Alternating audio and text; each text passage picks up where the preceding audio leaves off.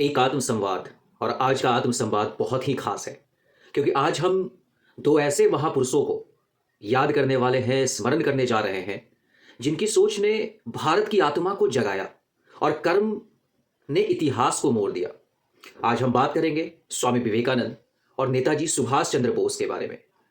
स्वामी विवेकानंद भारत की उस जागृत आत्मा का नाम है जिसने पराधीनता, हीन भावना और आत्म विस्मृति में डूबे समाज को आत्मगौरव का मंत्र दिया। आपको पता है 1863 में जन्मे नरेंद्र नाथ दत्त का जीवन संघर्षों से भरा रहा था।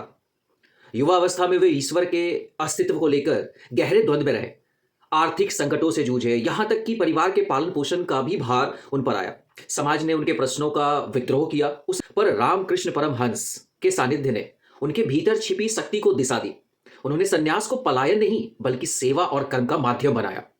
1893 की शिकागो विश्व धर्म महासभा में जब उन्होंने भारत का प्रतिनिधित्व किया, तब पश्चिम ने पहली बार भारत को एक गरीब देश नहीं बल्कि आध्यात्मिक गुरु के रूप में देखा। उनका संदेश था, निडर बनो, कर्मयोगी बनो और मानव सेवा को ही ईश्वर सेवा समझो।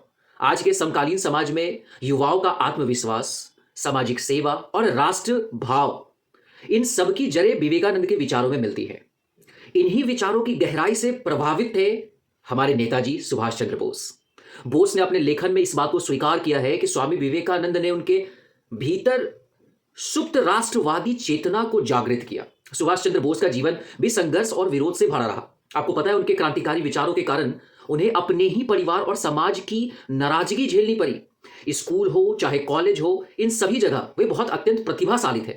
फिर भी ब्रिटिश व्यवस्था के विरोध के कारण उन्हें प्रेसिडेंसी कॉलेज से निष्कासित किया गया। परिवार चाहता था कि वे आईसीएस अधिकारी बने, पर राष्ट्र सेवा के लिए उन्होंने प्रतिष्ठित नौकरी त्याग दी। यह निर्णय उनके लिए सामाजिक और पारिवारिक प्रतिरोध लेकर आया। जहां विवेकानंद ने कहा, जागो, उठो, वही बोस ने उस चीज को कर्म में बदला। तुम मुझे खून दो, मैं तुम्हें आजादी दूंगा।